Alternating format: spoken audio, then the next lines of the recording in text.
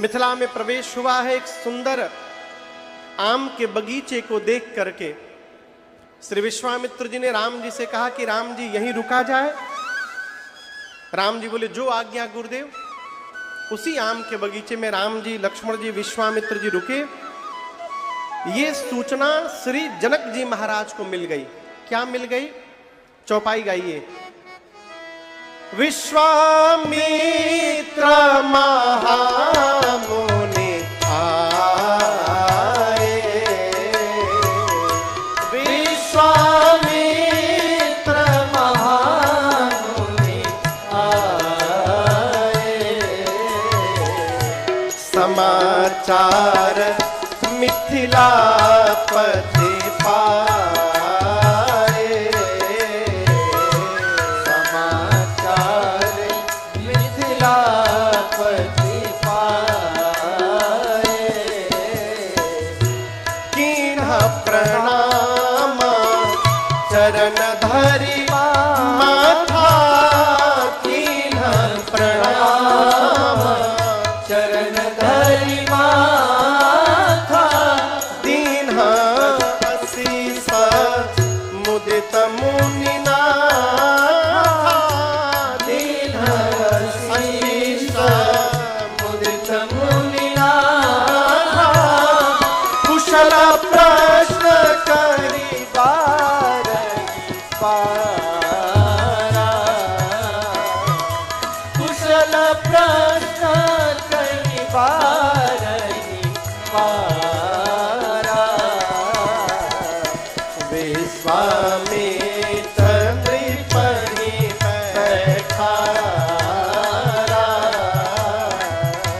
विश्वामित्र नृपहि पैखारा, विश्वामित्र नृपहि पैखारा।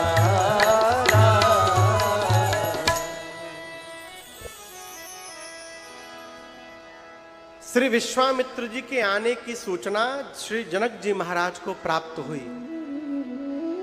जनक जी स्वागत के लिए आम के बगीचे में गए, लेकिन दर्शन करिए अकेले नहीं गए। कौन कौन गया? संग सचिव सुचि भूरि भट, भूसुर बर गुर ज्ञान। साथ में जितने कैबिनेट के मंत्री लोग थे, मंत्री लोग गए। जय जयकार करने वाले श्रेष्ठ भाट गए, श्रेष्ठ ब्राह्मणों की टोली गई, और साथ में उनके गुरुदेव भगवान सतानंद जी गए। इतने लोगों को साथ में लेकर जनक जी महाराज श्री विश्वामित्र जी से मिलने गए। एक कथा कहती है, जिस प्रकार का अतिथि आता है उसी प्रकार से उसका स्वागत भी करना चाहिए। कौन आएगा तो कौन लेने जाएगा, इसको प्रोटोकॉल कहते हैं। हाँ, गुरुजी आएंगे तो ड्राइवर को नहीं भेजना चाहिए गाड़ी दे करके, स्वयं जाना चाहिए। जनक जी महाराज स्वयं गए, जाकर चरणों में प्रणाम किया। कैसे प्रणाम किया? कीन्ह प्रणाम चरण धरि माथा। माथा बुझा था, माथा का कपार।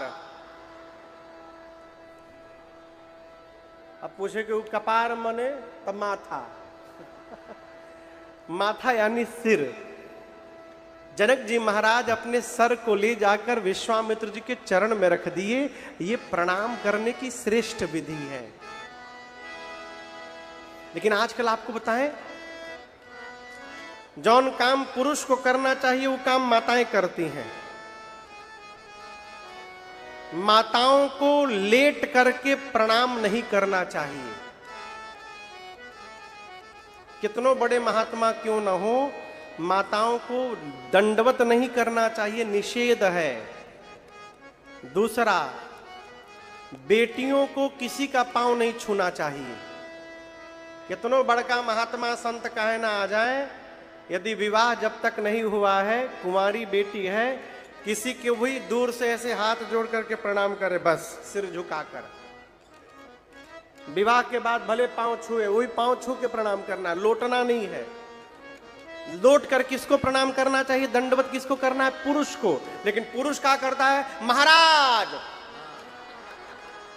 पते ना चली प्रणाम करत रन की आशीर्वाद देता रन।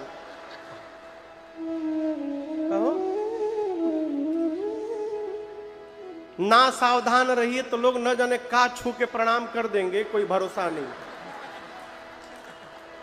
मैं सत्य बोलता हूं, घुटना छू के प्रणाम करते हैं लोग।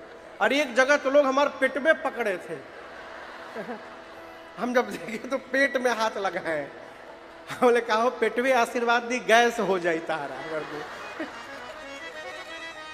पुरुष को दंडवत करना चाहिए, लौट करके कीन्ह प्रणाम चरण धरि माथा, दीन आशीष उदित मुनि माथा।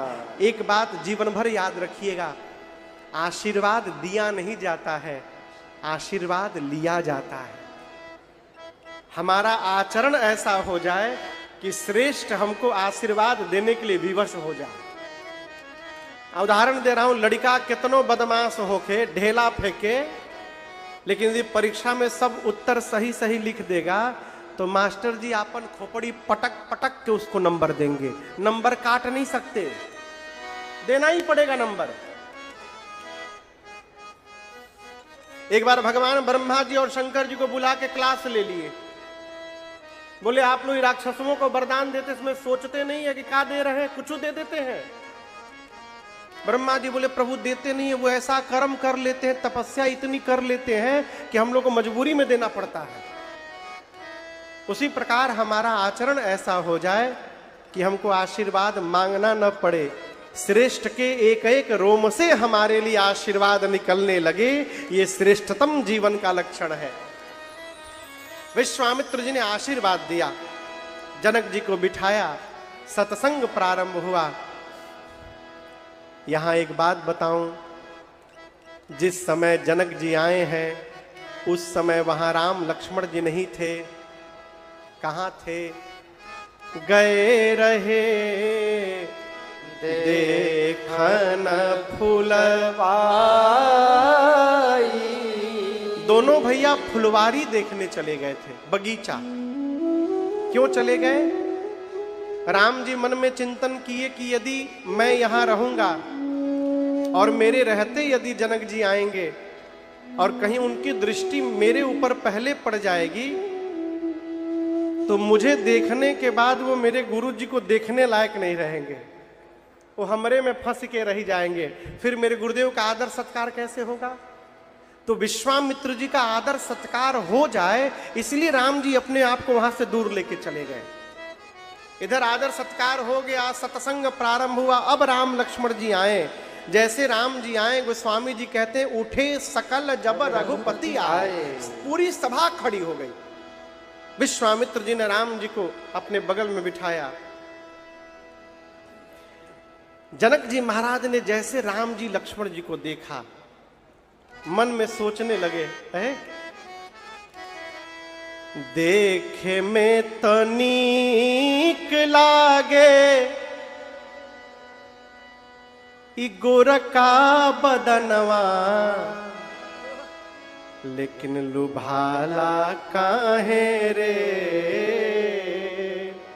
हे संवर के पे मनवा, लुभाला काहे रे हे संवर के पे मनवा। जनक जी महाराज सोचने लगे ये जो सांवले वाले हैं ये मेरे सीता के लिए एकदम उचित दूल्हा होंगे, पता करूं ये दोनों कौन है। तो विश्वामित्र जी से पूछा, कहूं नाथ इस सुंदर दो बालक, क्या मुनि कुल तिलक केंद्रे पकुल पालक। ये दोनों कौन है? ओड़ी पर जाऊं मैं, अरे बलिहार राघव जी, बलिहार राघव जी। जनक जी बोले महाराज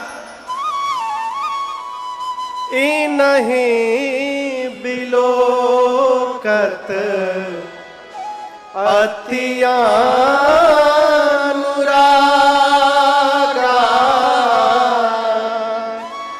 बरबस ब्रह्मा सुख ही मान त्यागा। इनको देखने के बाद मेरा मन ब्रह्म रस का त्याग करके अनुराग में डूब रहा है। ये है कौन? विश्वामित्र जी बोले, महाराज आप ही नहीं, संसार के प्रत्येक जीव इनको प्रेम करते हैं। ये अयोध्या के महाराज श्री दशरथ जी के कुमार हैं, राम लक्ष्मण। यज्ञ की रक्षा के लिए मैं इनको मांग करके लाया हूं महाराज से। और आपको बताऊं, राम जी की कोमलता के ऊपर मत जाइए। यज्ञ रक्षा में इस राम जी ने घोर निशाचरों का अकेले अंत कर दिया है। मखराखेव जग साख, मखराखेव सब साख जग जिते असुर संग्राम। जैसे जनक जी महाराज सुने कि चक्रवर्ती राजा के बेटे हैं, जैसा अतिथि हो वैसी व्यवस्था होनी चाहिए। बोले आम के बगीचे में रहना ठीक नहीं है, ले जाकर मिथिला के सबसे सुंदर महल में विश्वामित्र जी राम लक्ष्मण जी को स्थान दिया। जनक जी ने विदा लेकर राजकाज के लिए गए। दोपहर में भोजन हुआ, भोजन के बाद थोड़ी देर विश्राम। ठीक 3 बजे विश्वामित्र जी राम लक्ष्मण जी को लेकर के बैठे, सत्संग करने लगे। कितने बजे? 3 बजे। जैसे हम लोग कथा शुरू करते हैं ना, उसी समय 3 बजे सत्संग प्रारंभ हुआ। लेकिन लक्ष्मण जी का मन बेचैन। काहे? लक्ष्मण जी मिथिला घूमना चाहते हैं। अब गुरु जी से कैसे कहें कि गुरु जी कथवा बंद करिए, हम घूमना चाहते हैं। मन की बात को मन में दबा गए। राम जी समझ गए। राम जी ने कहा, गुरुदेव भाई साहब का मन कथा में नहीं लग रहा है।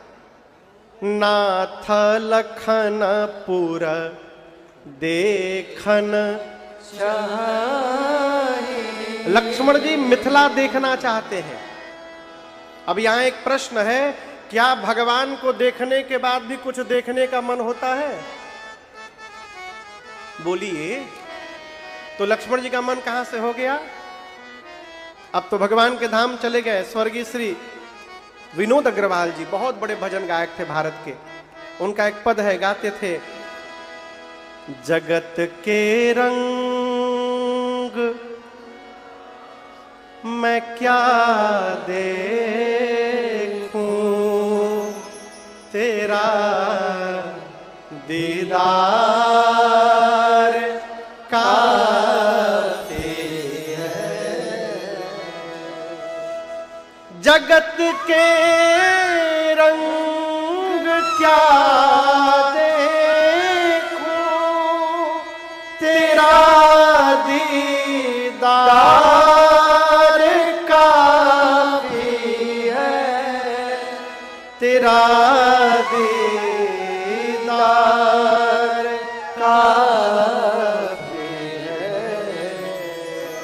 करूं मैं प्यार किस किस से, करूं मैं प्यार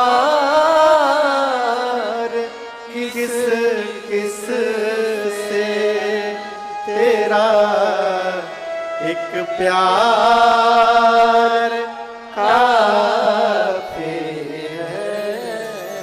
भगवान को देख लेने के बाद कुछ देखने का मन नहीं होगा। लक्ष्मण जी का मन कैसे हो गया मिथिला देखने का? कारण कुछ और है। लक्ष्मण जी अयोध्या से आए हैं। अयोध्या वो धरती है जहां भगवान ने अवतार लिया है। अब लक्ष्मण जी उस धरती को देखना चाहते हैं जहां पर भगवान की भक्ति ने अवतार लिया है। इसलिए मिथिला देखने का भाव प्रकट हुआ है? कहे कैसे कि गुरु जी कथवा बंद करिए, हम घूमे चाहतन। यहां तो बीच में आप सब उठ के घूमियो ले रहे हैं। दुबे जी नहीं जाते, लेकिन सुकुल जी जरूर जाते हैं।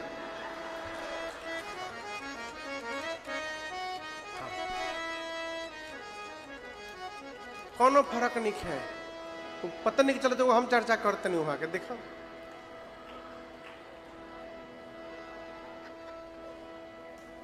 हम रउए बारे में बोलते रहनी है, न रउआ सुननी न वहां का सुननी। ऐसे विनोद की बात है। मैं कह रहा था आप तो बीच में उठ के चले भी जाते हैं, इतना दबाव हो गई बा, फोन आवत हुई, दबाव के कामे कोलेल बनी सब है।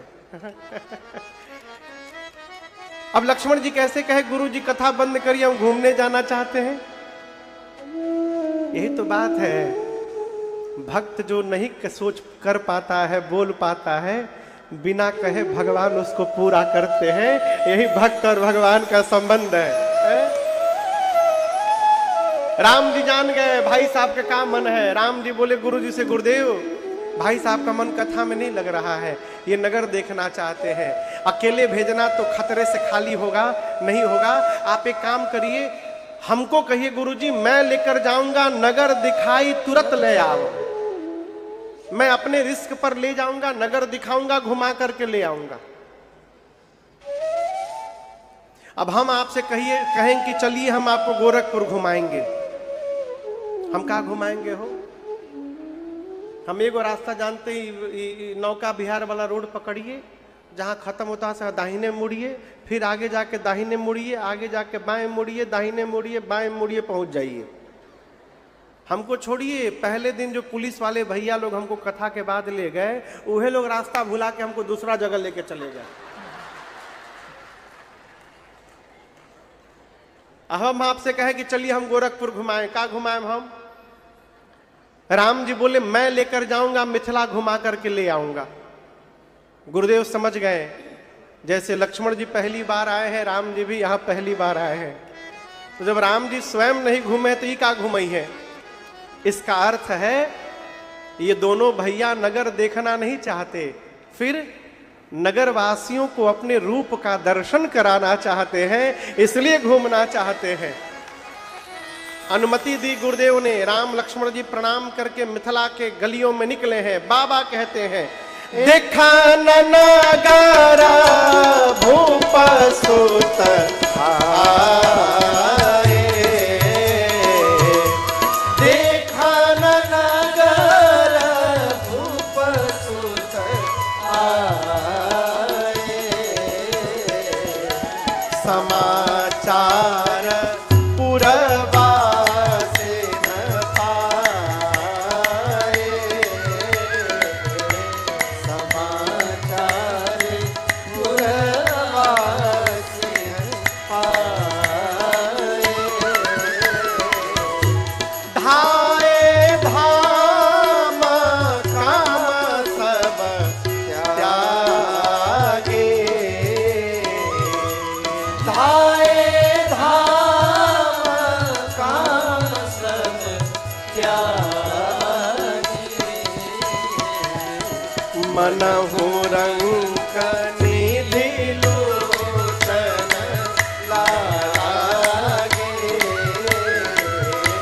मनहु रंक निधि लोचन लागे, मनहु रंक निधि लोचन लागे। जैसे श्री राम लक्ष्मण जी मिथिला के गलियों में निकले, पूरी मिथिला में शोर हो गई। पुरुष घर के बाहर दौड़ पड़े पागलों की भांति। माताएं छत पर झरोखों पर जाकर खड़ी हो गई, राम जी को देखने लगी। एक सखी कहती है कि कितने सुंदर हैं ये, बिल्कुल ब्रह्मा जी जैसे लग रहे हैं। किसके जैसे? जोर से बोलिए।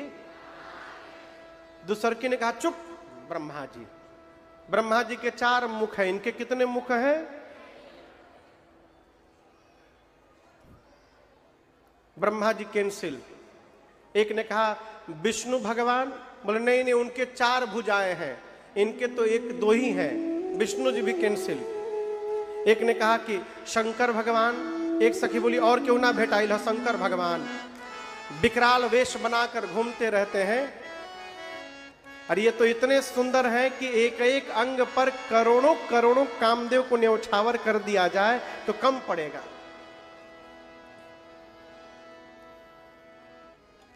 अमोला जानते हैं आप लोग? अमोला का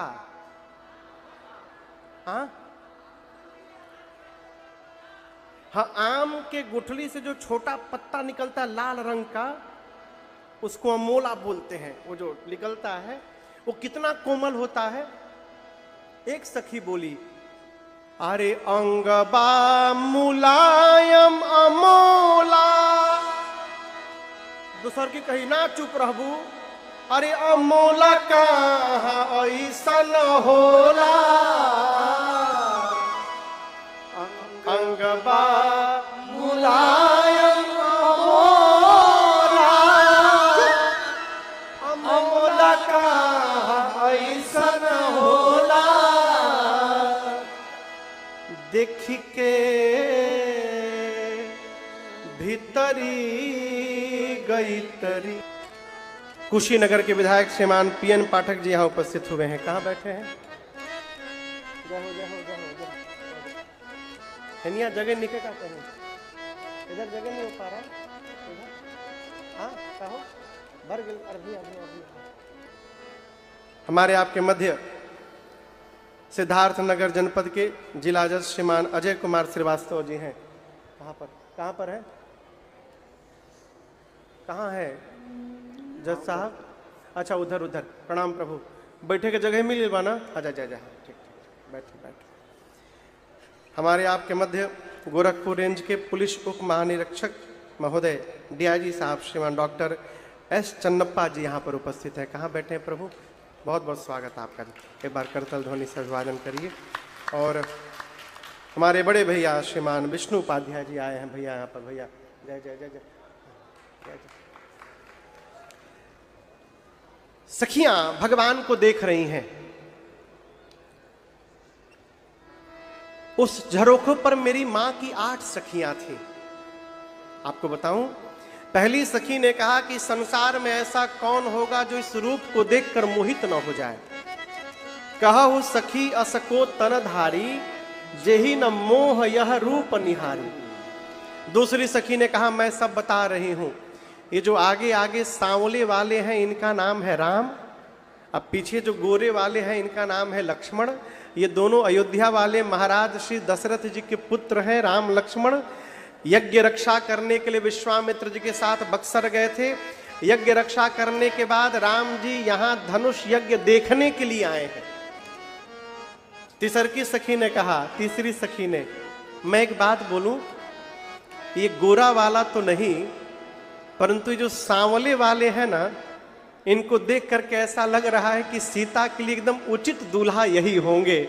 यदि महाराज इनको देख लेंगे ना तो मेरा मन कहता है प्रण का त्याग करके बरबस विवाह करा देंगे। चौथी सखी ने कहा चुप रहो, महाराज ने देखा भी है पहचाना भी है लेकिन उसके बाद भी अपने प्रण का त्याग नहीं किए हैं। पांचवी सखी बोली, मैं एक बात बताऊं,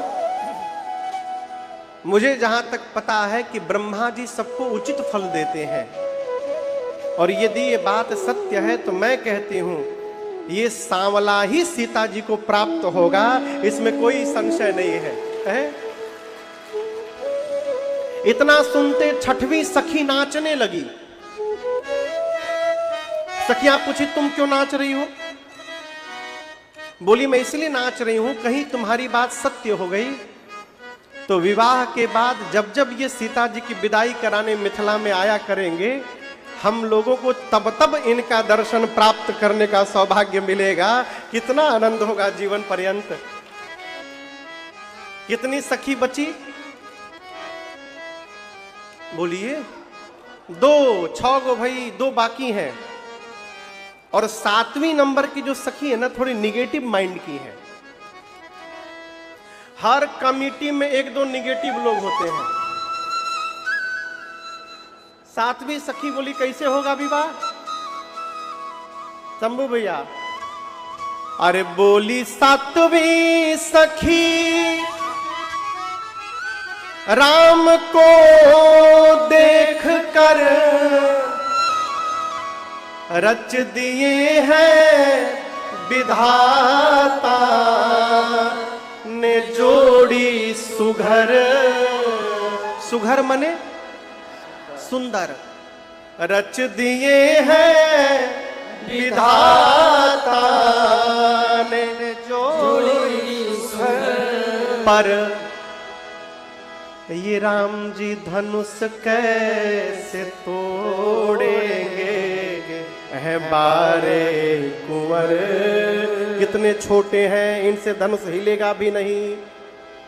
ये राम जी धनुष कैसे तोड़ेंगे है बारे कुंवर। मन में शंका बनी रह गई। सातवीं सखी ने संशय प्रकट किया, ये इतने छोटे हैं, इनसे धनुष हिलेगा भी नहीं। और हिलाना छोड़िए, धनुष को उठाकर उसको झुकाकर तोड़ना है, इनसे कैसे टूटेगा? विवाह नहीं हो सकता। अब कितनी सखी बची? अंतिम सखी बोली आखिरी सखी छोट देखन में है पर चमत्कार इनका तू नहीं जानती।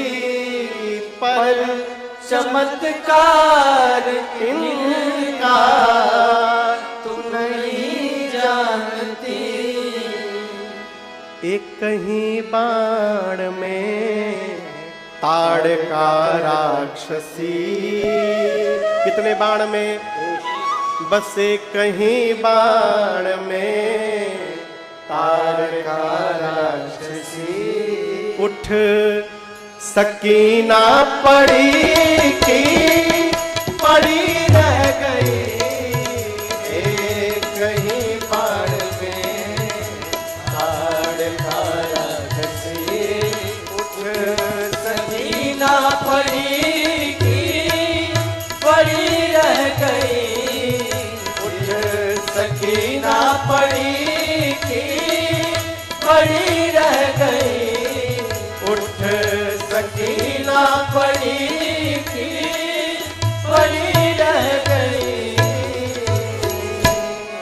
आठवीं सखी ने कहा, जिसके एक बाण से ताड़का समाप्त हो गई, जिसने सुबाहु को समाप्त कर दिया, जिसने अहिल्या जी का उद्धार कर दिया, वो राम जी धनुष को तोड़े बिना रहेंगे?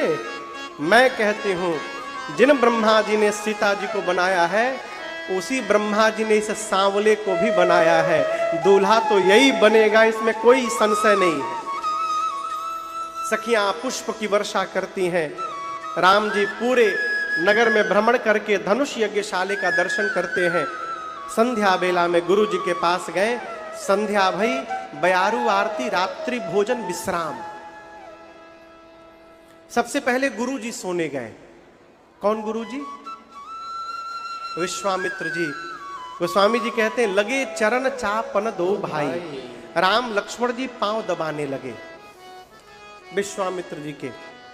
थोड़ी देर बाद विश्वामित्र जी ने राम जी से कहा, राम जी हो गया, अब आप भी सोने जाइए। राम जी गए नहीं, दबाए जा रहे हैं। आजकल गुरु जी एक बार बोले तो गुरु चेला तुरंत छोड़ के भागत है। यहां गोस्वामी जी कहते हैं, बार बार मुनि आज्ञा देंगे। कई बार गुरुदेव ने कहा जब राम जी को सोने के लिए, तब राम जी सोने गए।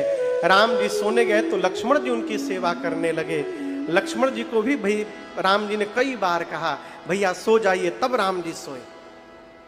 जीवन में श्रेष्ठ की सेवा करने का सौभाग्य प्राप्त हो तो अपने को धन्य धन्य कहिए। और एक और बात कहे, बोले, यदि कोई सेवा कर रहा है तो उससे उतनी ही सेवा भी ली जाए कि उसका बार बार सेवा करने का मन करे।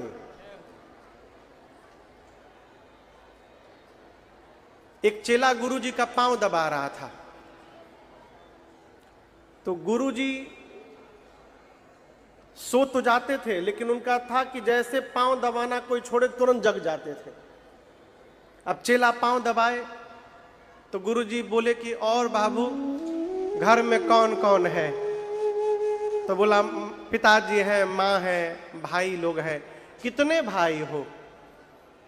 बोले 4 भाई हैं हम लोग गुरुजी। अच्छा अच्छा। तब तक गुरुजी सो गए।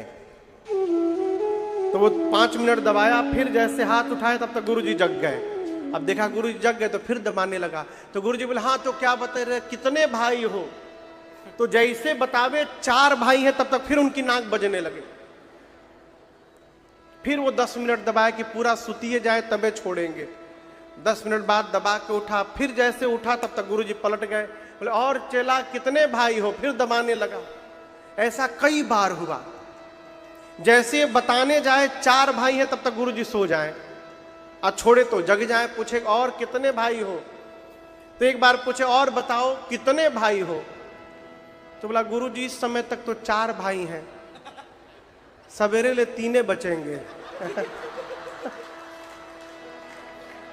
जैसे जैसे